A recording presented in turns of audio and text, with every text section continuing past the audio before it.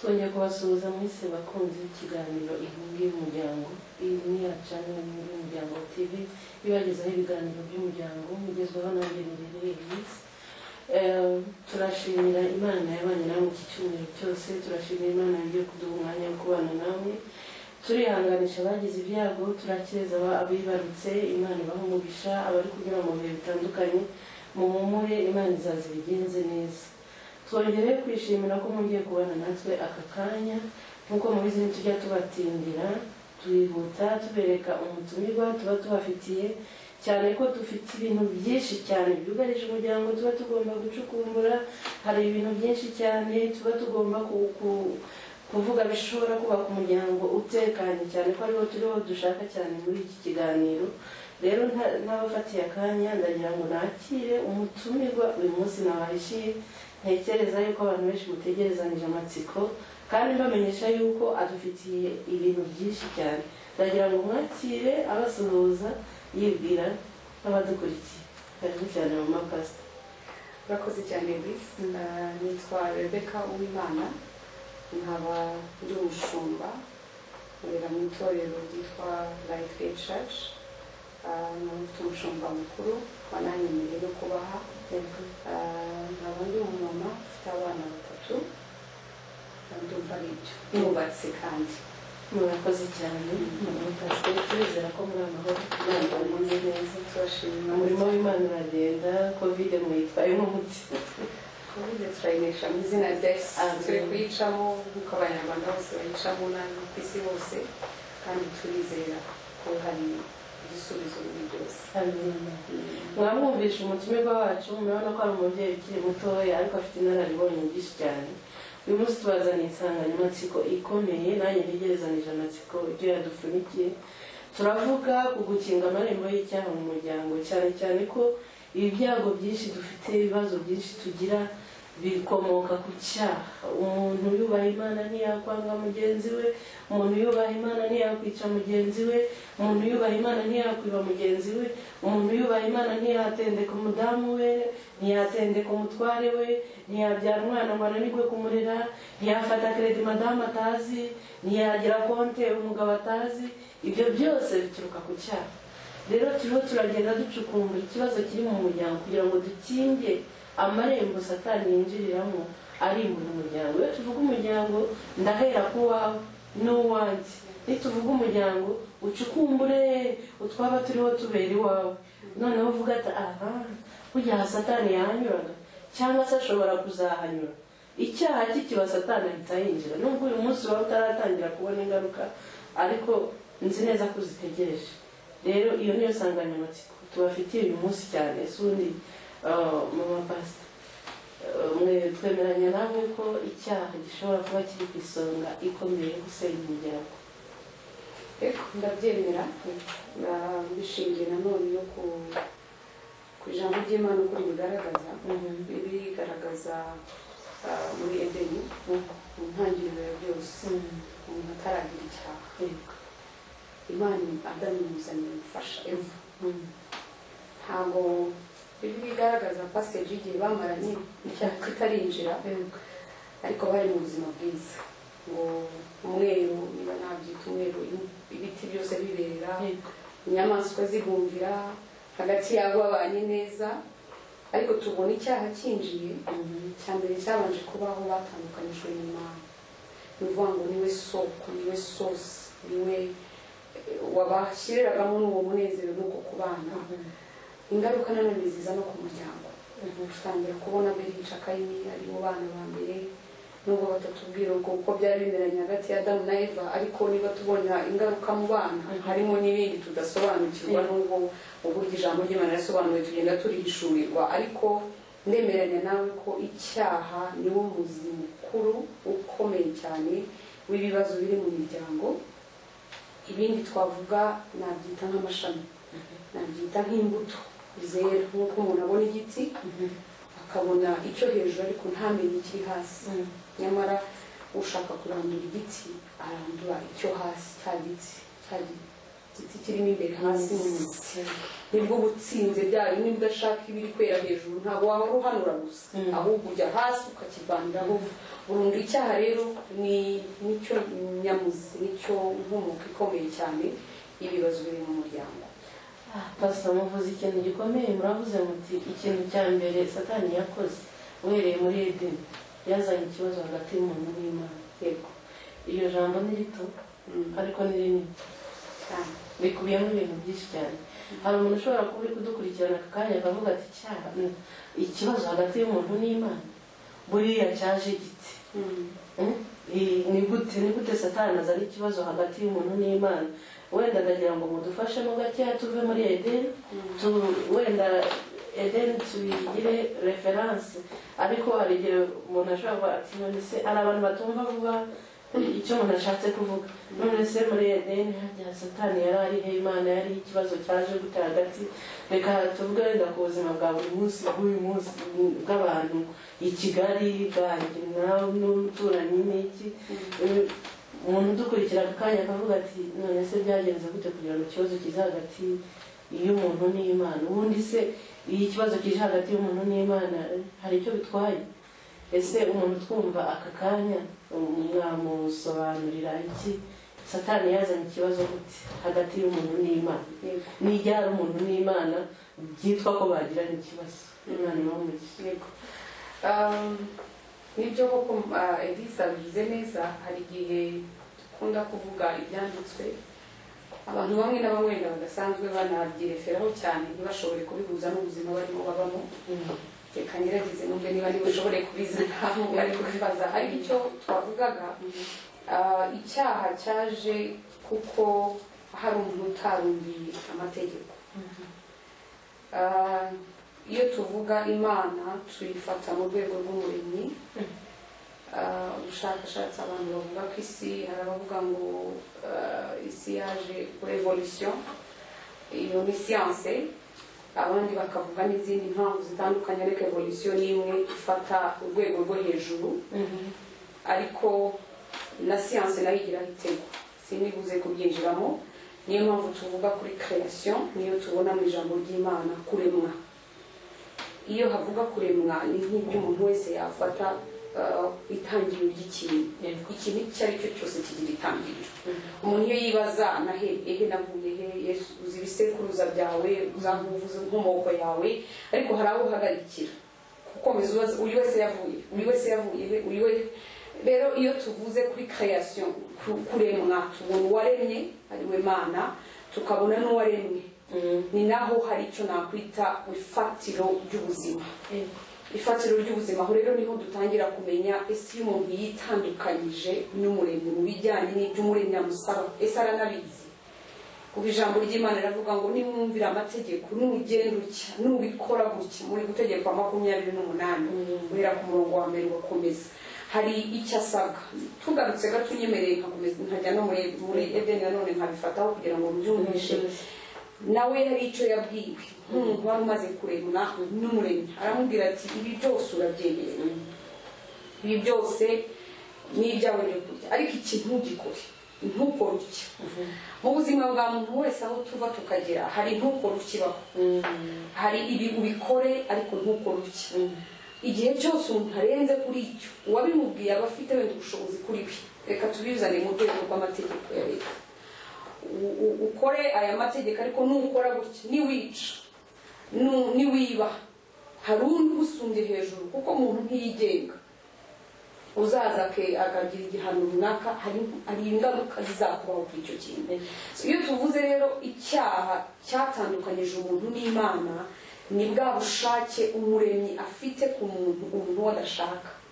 Kandi nkunda Imana yaturemye dufite amahitamo yo kubyemera no kubyanga iyo kumvira no kutumvira ariko hariho n'ingaruka zabyo.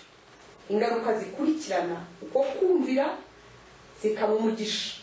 Ingaruka zikurikirana kutumvira zikaba umuvumo cyangwa se twakwita ibibazo abantu bisangamo bikababera ingutu bikababera ibikomeye. Ku nsanganyamatsiko twavuze ngo imiryango gukinga imiryango y'icyaha mu muryango nitubisesengura neza abantu bajya kugiha imiti icyaha kuko hari ibikomeye baba bisanzemo kuko hari ibintu bigoye kuko icyaha kizana n'imisaruro y'ibindi bitari byiza mu buzima bw'umuntu. So iyo rero umuntu akoze icyaha atandukanywa n'Imana, iyo umuntu atandukanyijwe n'Imana hari inkomoko z'ibintu byinshi biba ku buzima bwe. Icyaha twabivuze twabisobanuye ni kwigomeka kw'itegeko ry'umuremyi wawe.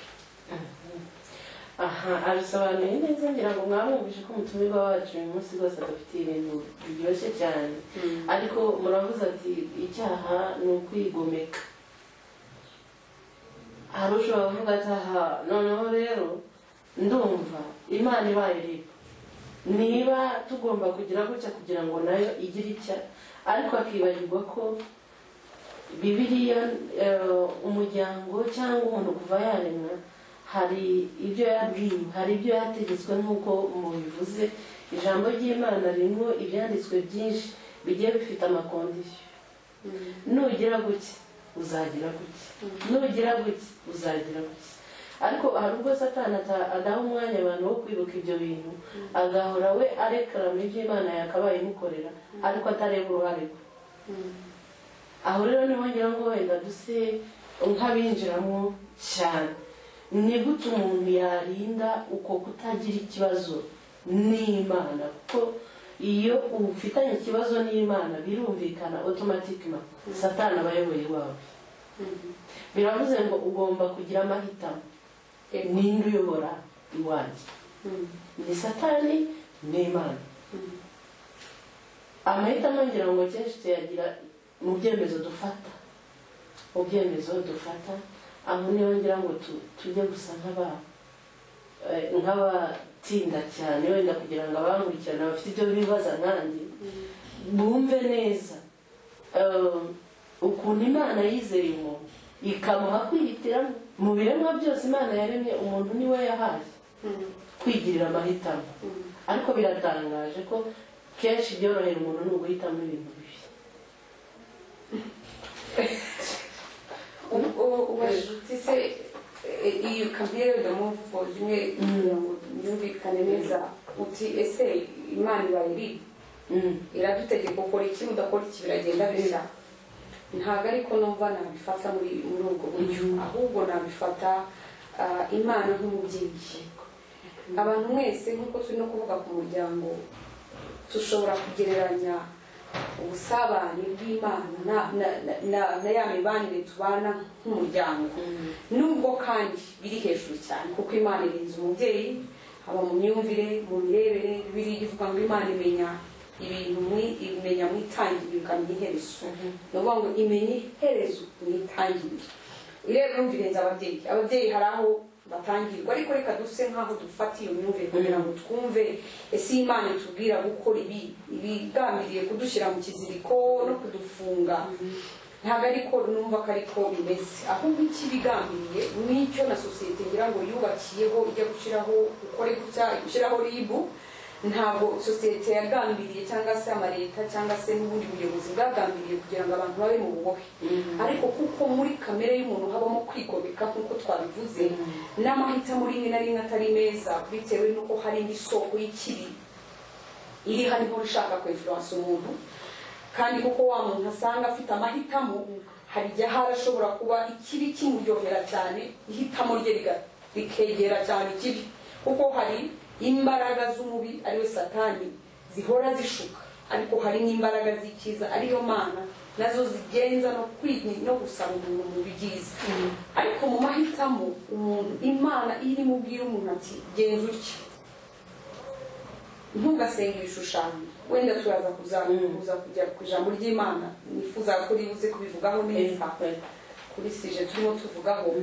Ntugasenge ibishushanyo, ntukimure Imana yawe, ntukabeho ubuzima bumeze gutya na gutya. Iyo tureba mu mategeko y'Abisiraheli, hari igihe rimwe na rimwe wumva bigoye mu bijyanye nawe ku marangamutima n'ibyo ushaka, ariko nyuma yaho nkunda Imana kwitwereka ati nugende iyi nzira uraza kubona ibimeze bityo.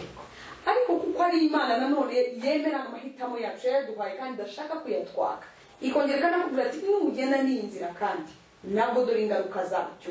Mu by'ukuri ntabwo Imana iri hariya kubita buri munsi. Hariho abantu bigeze kuduha example bitewe n'ukuntu abantu barelatingaga cyangwa se bihuzaga n'Imana, haba mu gusenga, haba mu buryo twemera Imana, bagahora bumva Imana ari nk'umusaza wicaye hejuru, bakamuha n'ishusho y'ibyanwa ngo birebire, imisatsi ngo ufite inkoni guhora gukubita ku mutwe igihe cyose ukoze ikosa, yazadukubita imitwe yazashira. Kuko ntabeshe amakosa twisangamo ni menshi, ariko Imana ni umubyeyi. Iyo usoma n'ijambo ry'Imana muri Bibiliya, ubona umutima wagutse w'Imana w'umubyeyi. Ifite umutima wagutse w'umubyeyi wo kukugarura, wo kongera kukongorera mu ijwi ryoroshye, ariko kora iki, ariko ugenza utya. Mu yandi magambo ni ukuvuga ngo iyo ikubwira ati ibi si kuko kuguhata, ni kuko kuguha icyerekezo, ngo wowe mu rukundo ukunda iyo Mana ubihitemo uhitishijwe n'urukundo. Iyo tubisoma turabona ahantu hose Imana iduha amahitamo. Mwana w'umuntu wihitiremo, ushyize imbere urupfu n'imivumo n'urupfu, ushyize imbere umugisha n'ubugingo. Hitamo. So aho rero niho haza ako kantu ko kwibaza kuki umuntu ahitamo ikibi. Kugira ngo niho warushe nkaho usoreza, kuki umuntu ahitamo ikibi. Nitubijeneraliza turaza kuba tuvuze ko ntawe uzahitamo icyiza, ariko nukuri abantu b'Imana barahari bahitamo n'icyiza.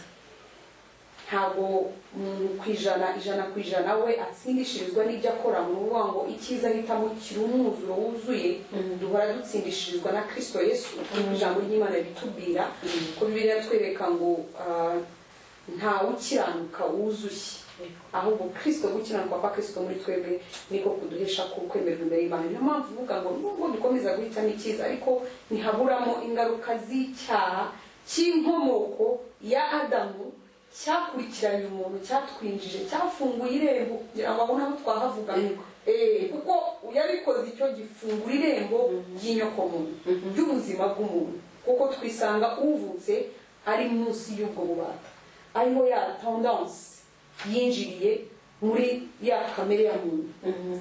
Tendance niba bivuga kwa kwifuza gushaka ikibi, ntabwo wenda cyari kubaho iyo Adamu adahitamo nabi.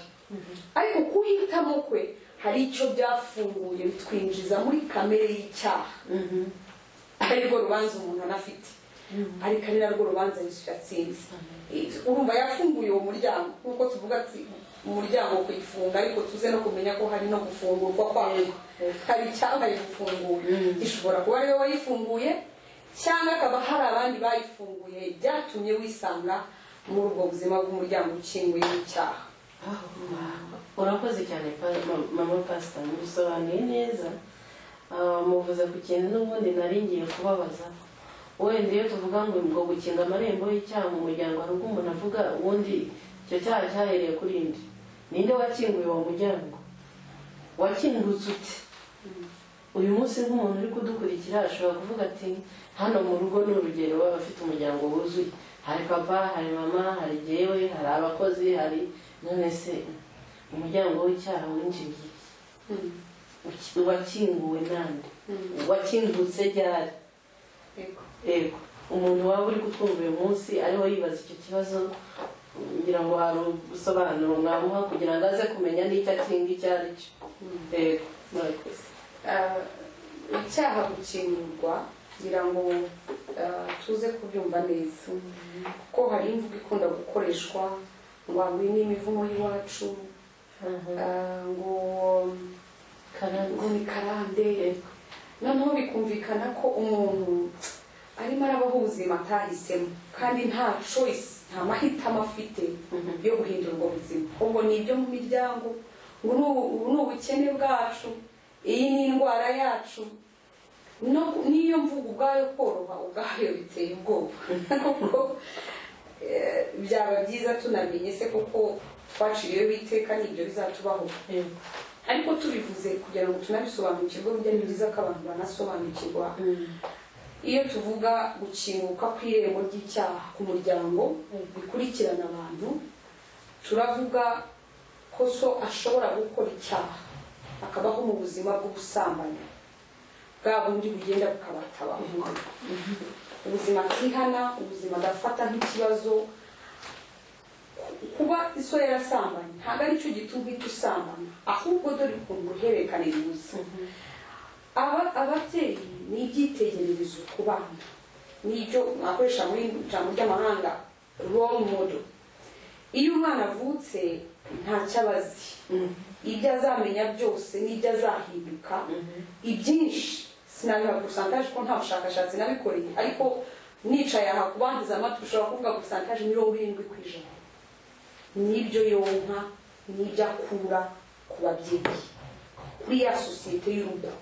Hahandi papa mama abavandimwe abatonte baba hafi b'influence ubuzima, b'influence caractère, cyangwa se bagira uruhare rukomeye bwa wa mwana uko azaba mu bikubaka. Rero byanatangiriye no mu kuvuka, papa na mama hari icyo bita amakromosome akora wowe aguhindura. Ari wenda ashobora kutaza n'ingeso bitubijyemo cyane, ntabwo twajya muri biologie, ariko icyo tuvuga bariya abantu Imana iba yarizeye kugushira ku isi no kukuba ibisonga byiza byo kukurera no kugushyiraho, bafite ikintu gikomeye, pourcentage ikomeye cyane yo kukubaka. Rero iyo muri bo bagize amahitamo yo kuyoboka imikorere itari myiza y'icyaha mu buzima bwabo bakanabatwa nacyo, ntabwo icyo bakoze ari cyo kikuzaho ku ngufu, ahubwo kuko n'ubundi bigiraho imico cyangwa ibyo twita patterns z'ibyaha z'ubuzima, nuko bafata ibyemezo na attitude nuko ibintu bagendaga babikora wisanga ari kubikoze. Uvuga ngo rero icyaha ntitunakibara ko ari icyaso, kuko Imana ntizagucira icyaha cyaso urubanza, ahubwo tukibara ko ari icyaha kuko wahisemo kugengwa no gukora n'ibyo. Nubwo tuvuga ko bafitemo uruhare, ariko ntabwo ari runini cyane, kuko ngo bari ibisonga bagomba kukwereka ibindi bintu. Ariko ntitushaka kuhera mu myumvire yo gutekereza ko ni ba data babinteye, ukumva ko muri mu bubohe ntibizakunda. So twavuga ngo icyaha gishobora kwinjira mu buzima bw'umuntu gutyo rwose, bitewe n'aho agenda akomoka, akaziga ibyo akazabaho yumva aribwo buzima. Tuvuga urugero, niba ari umuryango wenga urwagwa, baba barumva n'umwana muto ati soma habaga n'imico ati ntawuhereza agacuma, ntabwo wizera ko muri iki gita kibamo ntawuhereza agacuma umuntu uko adasomye. Ugasanga urwagwa ntiwashaka kurumwa, ariko byabaye umuco bitegetswe no hasi. Niba simbizi niba bikibaho, niba ukongeje ngo inkono y'itabi ngo uyitange bigenze gutyo. Noneho ugasanga iyo patterns, iyo mico n'iyo mikorere n'iyamvihonwa, iyo mirere urimo igenda igira ibintu kwinjiza kuri wowe, ntibizagufata umwanya munini gutekereza ko ibyo bigoye kandi warakuze ubireba, uzisanga bikoroshya kubikora. Nuko irembo rimwe rifunguka, nuko amwe mu marembo y'ubuzima twisangamo rimwe na rimwe tugenda tuyabamo, ayandi nayo twe dufatira amahitamo dukuze. Ibyo wiga, aho ugiye, umuco ugiyemo. Uyu munsi ushobora kohereza umwana mu bihugu byo hanze y'Iburayi, waramwigishije, waramutoje, waramuhaye umwana wa pasiteri, umwana wamenye, yagera hariya agafata amandi mahitamo bitewe n'aho ageze. Icyo gihe akagira indi miryango y'ibyaha yifungira ku buzima bwe, atarafite aho akuriye n'ibindi yagiye bya package cyangwa se paki yose y'ibyo bamuhaye byose bikongeramo n'ibye. Mu by'ukuri ndumva ku bijyanye no gufungura imiryango n'ibyo twemerera by'ibyaha mu buzima bwacu, bikazatugiraho uruhare rukomeye cyane, haba mu buryo dutekereza, haba mu buryo dufata ibyemezo, haba no mu ngaruka n'ibizaturanga mu buzima bwacu. Abisobanuye neza. Nanone umutumirwa wacu aragira ati hari imiryango ikingukira mu nkomoko yacu, nk'uko hari imiryango yakingutse muri Edeni, iyo ngiyo ku muntu wese uvutse icyo cyaha arakivukana cyo kumva yakwihagararaho, afite kuba yakwikorera ubushakashatsi ku kintu atazi, rimwe rimwe no kwinangira udashobora gutsinda.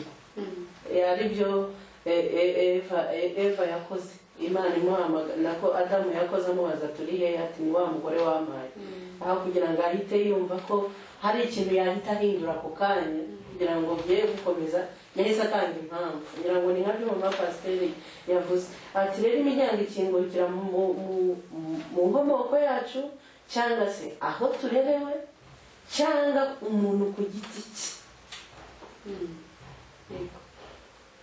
Ibyaha wikoreye wowe bwite, wenda ngira ngo umuntu ashobora kuba avuka sinzi cyane, njya numva ngo karangazi, niko najya ndavuga bashaka kuvuga ko umuntu avuka iyo ngiyo mu cyaro, uvuga ngo iriya ntibigeze babona umuntu asomana, umuntu yambara ubusa, umukobwa aryamana na mugenzi we, ariko umuntu yakwambuka indege, yakorera indege ni urugero, akazaza asigaye abikora. Ngira ngo ni nk'ibyo rugero mwavuga, aho umuntu we ubwe n'ubwenge bwe bwose yihitiramo gukora amakosa. Ego ngira ngo badukurikiye bakomeje kumva aho imiryango ikingukira, ariko aka kanya umuntu ashobora kudahita amenya ngo ese imiryango ikinguka ni iyihe. Reka wenda mbere nko ku mugabo n'umugore bari kutureba uyu munsi, turaza wenda kugera no ku rubyiruko. Umugabo n'umugore kutureba uyu munsi akavuga ati buse turamenya iwacu noneho byaratangiriye kuri ite, mwamusobanurira gute kugira ngo bize kubafasha kwisuzuma. Hari ubwo wasanga akanya bari kujya impaka, ariko ni wowe ukunda gutukana abana bakwiye, undi atahoya yewe utanashaka jyewe ntabwo nari nzi kuvuga kuri. Ni utuntu twinshi tujya tuvuga hagati y'abantu babiri iyo habayeho gusa nk'aho umuntu wese yisubiramo.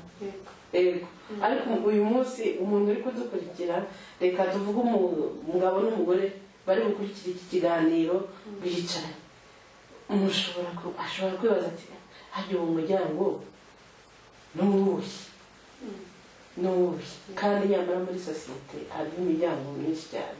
Wenda mwagira ibisobanuro mwamuha umurongo atekerereza. Tuvuga imiryango turavuga ku byaha, turavuga ku byaha birimo byugarije imiryango. Ni byinshi, lisite ni ndende, ndavuga ibyo bishobora nawe uranyongereraho, n'abatureba nawe ibyo ari byo byose hari n'ibyo bakongeramo ibyinshi, kuko ibyaha twavuze igihe mu nsobanuro nabiha, icyaha ubundi kiba kimwe ariko kikagira ibyo kibyara. Navuga ko icyaha ari umuntu utandukanywa n'isoko, aho amenye ukuri.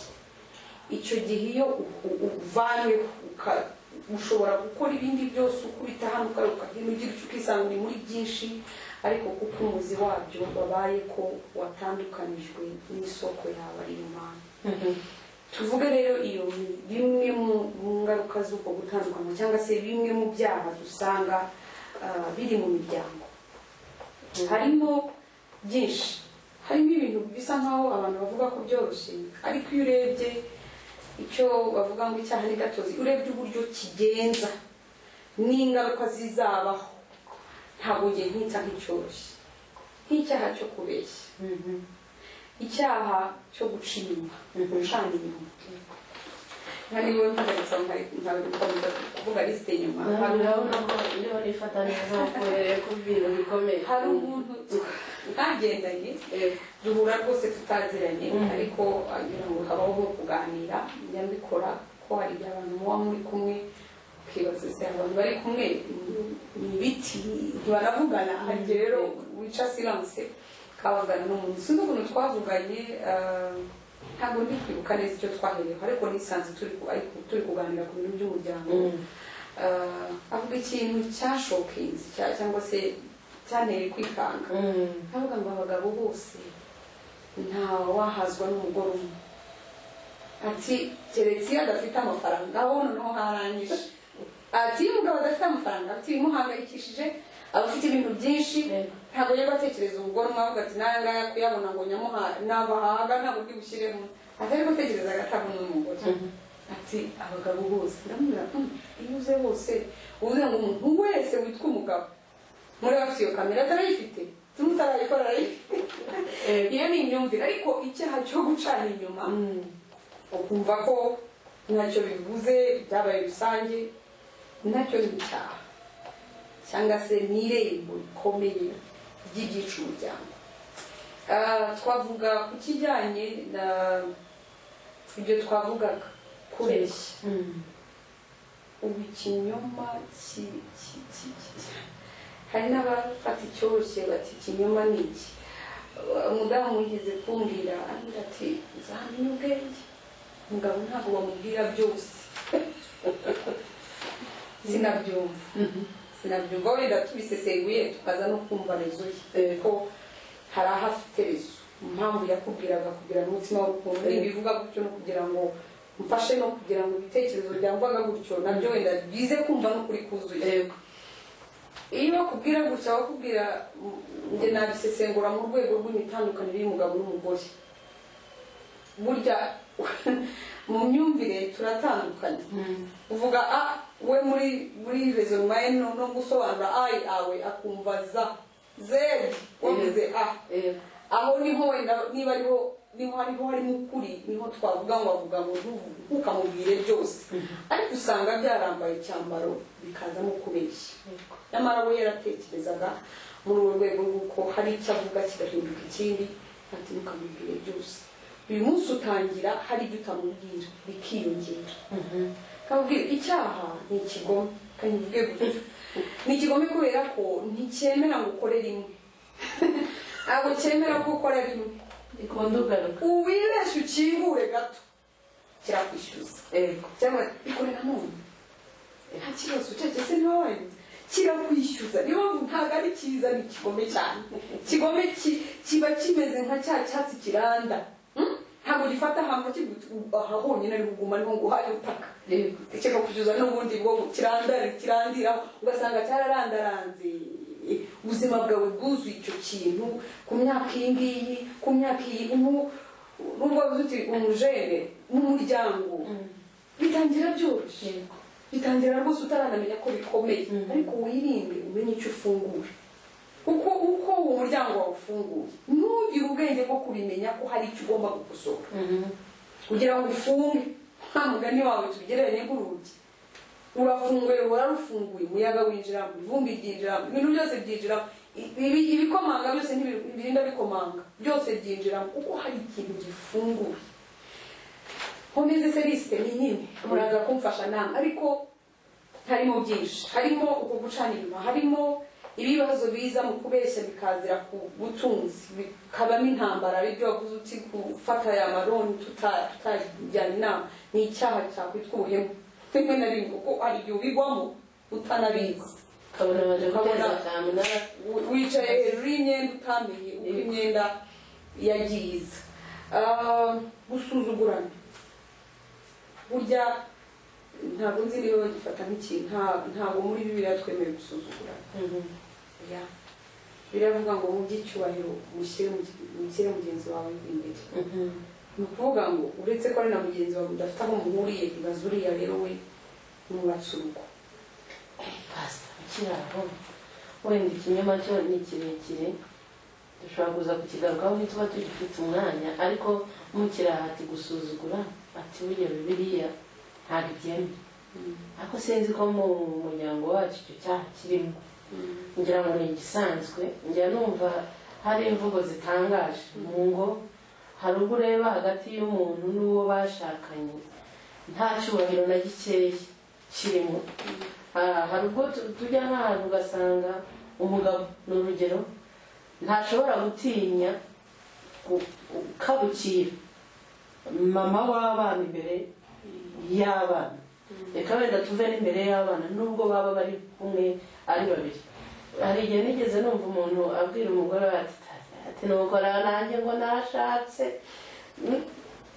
ntabwo ari kera ngira ngo hashize nk'ukwezi noneho n'iryo jambo reka turivugira ngira ngo rimwe muri kwa kutubahana mwari muvuze gusuzugura uretse no kuba yaranamusuzugura ariko ngira ngo yaranamwishe mu bumuntu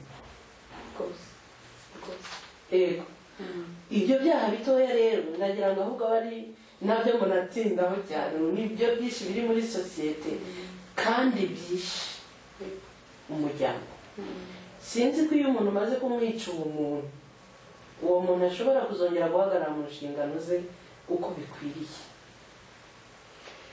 Yego twakivugaho ni kinini kuko navugaga nti harimo abantu babifata nk'ibisanzwe cyangwa se bikaba byarahindutse nk'umuco akumva ko wabwira umugore wawe nabi ari ibisanzwe cyangwa umugabo. Abagabo ntibatwumve nabi, hari n'abagore babwira abagabo nabi.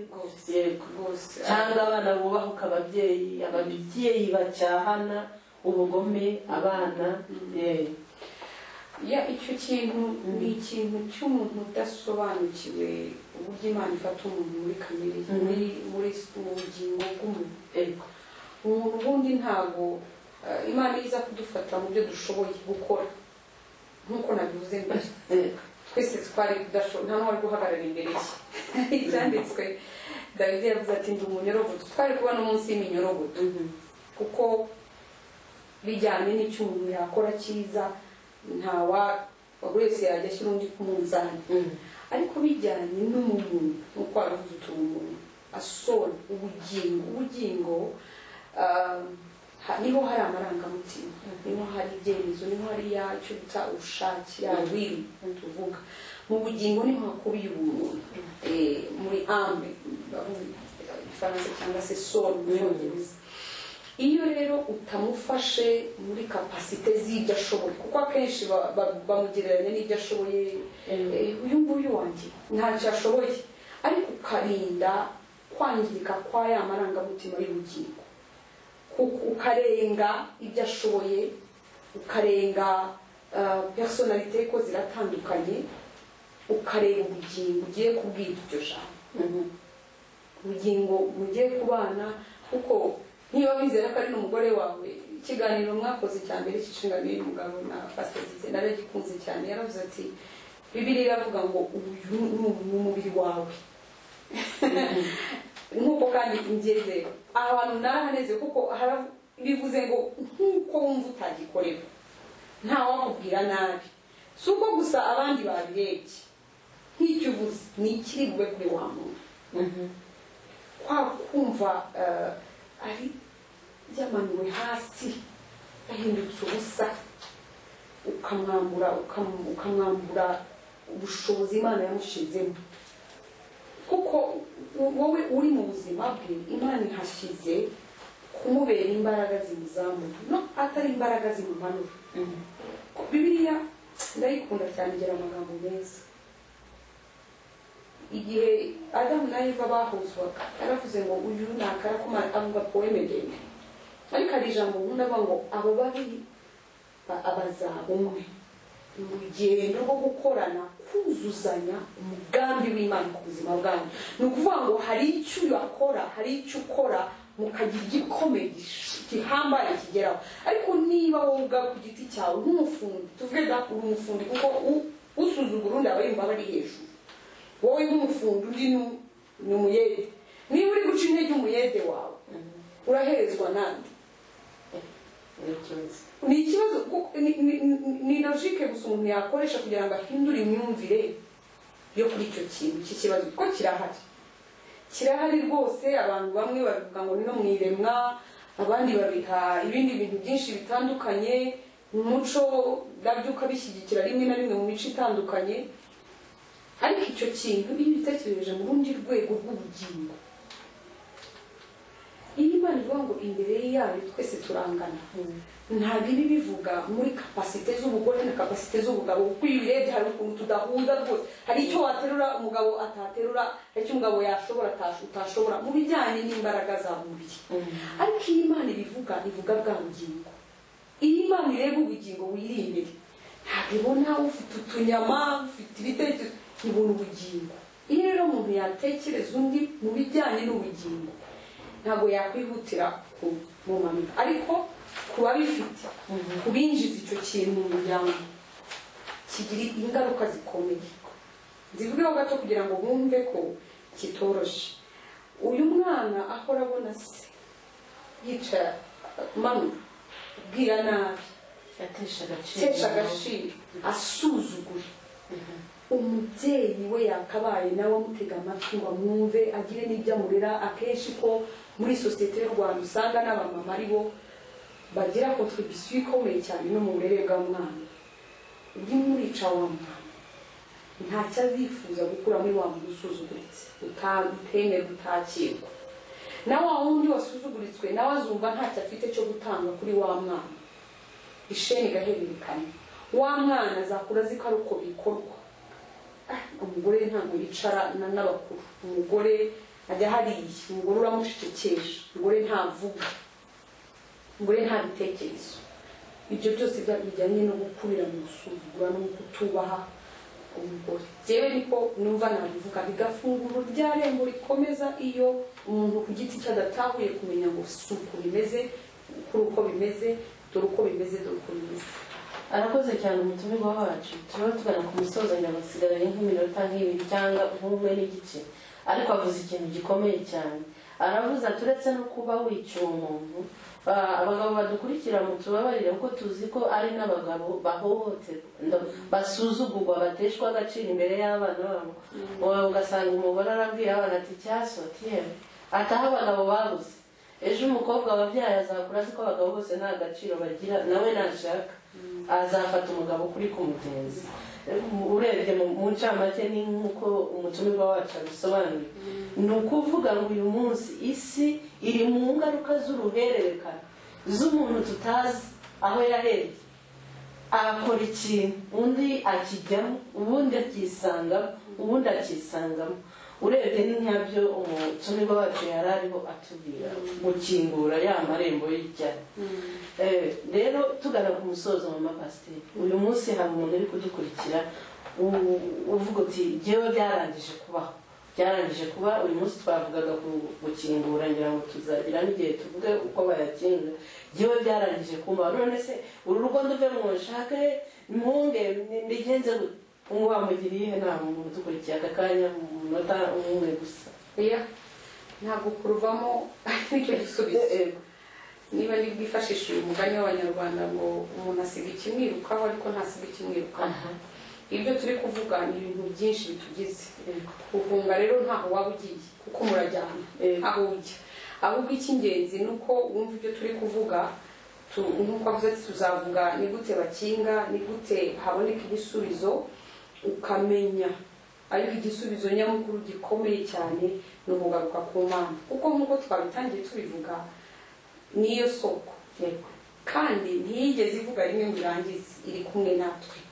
Nizera ko Bibiliya nk'uko bivuga ngo buri gitondo hari imbabazi nshya, umunsi ku munsi haba hari imbabazi nshya, haba hari imbabazi z'Imana. Si no kuvuga ngo buri munsi uhabwa amahirwe yo kongera kubikora bishya, gutangira uko umunsi uvuze, uko turi kuvugana iki kiganiro, hari amahirwe yuko byahinduka, yuko ibyo wabivamo ukabona icyanzu, ukabona aho werekeza mu cyerekezo kihindura ubuzima bwawe. Niko numva.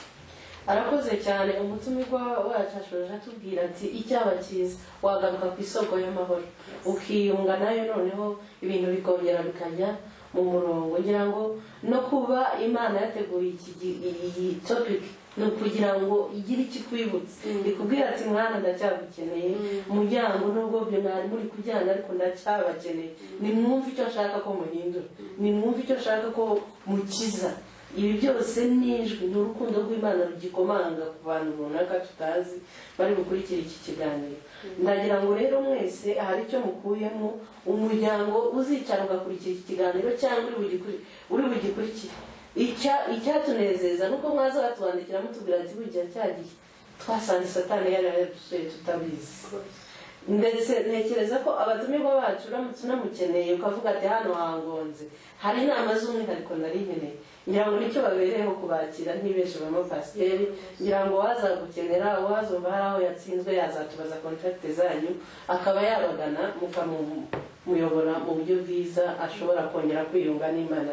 Nshoje rero shimira abakunzi b'ibiganiro Inkingi y'Umuryango TV, tubabwira ngo ntimuzarekeraho gukurikirana ibiganiro byacu kuko birimo inyigisho zikomakomeye.